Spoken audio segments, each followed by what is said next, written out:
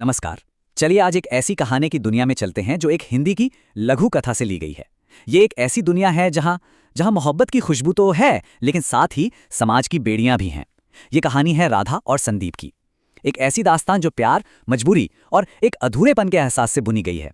कहानी का पूरा दर्द, उसकी सारी खूबसूरती शायद इसी एक लाइन में छुपी है ना? कि ये कोई अंत नहीं है, बस एक ठहराव है। एक ऐसा एहसास जो कोई जवाब नहीं देता, बस दिल में एक सवाल बनकर हमेशा के लिए रह जाता है। तो चलिए कहानी के पहले अध्याय में चलते हैं। हम पहुंचते हैं एक छोटे से गांव की गलियों में, जहां दो दिलों में एक खामोश सी प्रेम कहानी ने जन्म लिया। अब देखिए, उस गांव का माहौल ही कुछ ऐसा था कि प्यार को खुलकर जाहिर करना आसान नहीं था। एक तरफ थी बिल्कुल शांत स्वभाव की राधा और दूसरी तरफ दिल का सच्चा संदीप। उनकी मुलाकातें भी रोज मंदिर के रास्ते पर होती थीं, लेकिन बिना किसी लफ्ज के, बस खामोश नजरों के साथ। उनके प्यार का सफर भी आप देखिए बहुत मासूम था। कोई जल्दबाजी की कहानी नहीं थी ये। सब कुछ बहुत धीरे धीरे हुआ। पहले सिर्फ नजरों का मिलना, फिर होठों पर एक हल्की सी मुस्कान का आना, और आखिरकार वही मुस्कान एक गहरे अनकहे प्यार में बदल गई। और फिर एक दिन संदीप ने अपनी खामोशी तोड़ ही दी। उसने राधा से वो कह दिया जो अब तक सिर्फ उसकी आंखों में ही झलकता था। उसने अपने प्यार का इजहार कर दिया। राधा का जवाब मोहब्बत से तो भरा था, लेकिन उसके साथ एक डर भी था। वो जानती थी कि जिस रास्ते पर वो चल पड़े हैं वो मुश्किलों से भरा है, और यहीं से कहानी में आने वाले तूफान का अंदाजा होने लगता है। तो अब कहानी पहुंचती है दूसरे अध्याय में, जहां मोहब्बत की वो मासूमियत खत्म होती है और एक भयानक टकराव शुरू होता है। ये वो मोड़ है जहां उनका छुपा हुआ प्यार सबके सामने आ जाता है। और जैसा कि अक्सर होता है, प्यार की ये खुशबू छुप नहीं सकी। राधा के भाई को उनके रिश्ते के बारे में पता चल ही गया, और बस यहीं से उनकी मुश्किलें शुरू हो गई। इसके बाद तो सब कुछ इतनी तेजी से बदला। राज खुलते ही परिवार का सारा गुस्सा संदीप पर हिंसा बनकर टूटा, और राधा, उसे अपने ही घर में कैद कर लिया गया। जो प्यार अब तक उनकी दुनिया था, वो एक ही पल में समाज की नज़र में एक अपराध बन गया। सोचिए जरा, ये राधा की बेबस चीखें हैं।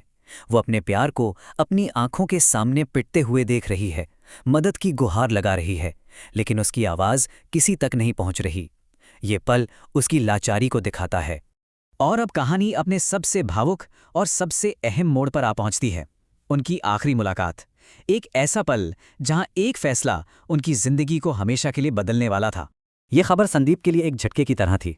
उसे पता चलता है कि राधा हमेशा के लिए किसी और की होने जा रही है। तो वो शादी से एक रात पहले हिम्मत करके राधा से आखिरी बार मिलने जाता है। उस अंधेरी रात में संदीप राधा से एक आखिरी उम्मीद के साथ पूछता है। वो उसे अपने साथ भाग चलने के लिए कहता है, ये जानते हुए कि शायद यही उनका आखिरी मौका है। लेकिन राधा का जवाब दिल तोड़ देता है। वो संदीप की जान के डर और परिवार की इज्जत के बोझ तले दबी हुई थी। उसका इनकार प्यार की कमी नहीं, बल्कि उसकी गहरी मजबूरी और बेबसी का सबूत था। और इसी एक पल में उनकी कहानी का अंजाम लिख दिया गया। उस रात के फैसले के बाद क्या हुआ? चौथा अध्याय हमें बताता है दोनों के अलग अलग रास्तों के बारे में और उस अलगाव के गहरे असर के बारे में। उस एक रात के फैसले ने दोनों की जिंदगियां हमेशा के लिए अलग कर दी। संदीप ने तो वो गांव ही छोड़ दिया जो उसके अधूरे प्यार का गवाह था, और राधा समाज के नियमों में बंद कर किसी और की हो गई। दो रास्ते जो कभी एक थे, अब हमेशा हमेशा के लिए जुदा हो चुके थे। उनका बिछड़ना पलक झपकते ही हो गया। एक रात के फैसले ने सब कुछ बदल दिया था, और अगली सुबह जब सूरज उगा तो दोनों की दुनियाएं एक दूसरे से मीलों दूर और बिल्कुल अलग थीं। तो क्या कहानी यहीं खत्म हो गई? नहीं।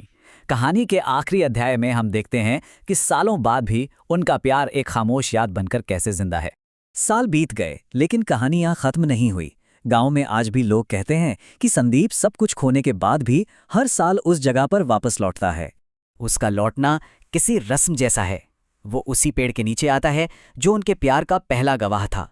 कुछ पल खामोश रहता है और फिर लौट जाता है। ये खामोशी शायद उन अनकहे शब्दों से भरी है जो वो कभी कह नहीं पाया।